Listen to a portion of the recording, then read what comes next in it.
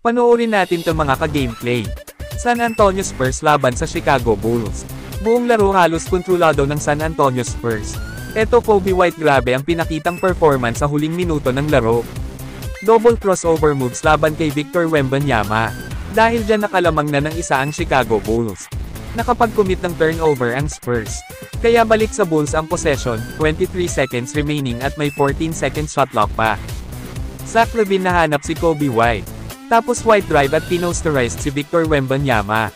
Grabe naman yon. Chicago up by 3.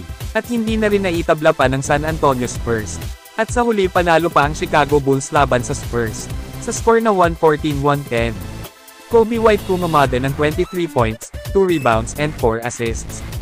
Samantala si Zach LaVine naman ay umiscore ng 35 points, 10 rebounds at 8 assists. Paki-follow, like and share para sa mas marami pang NBA highlights.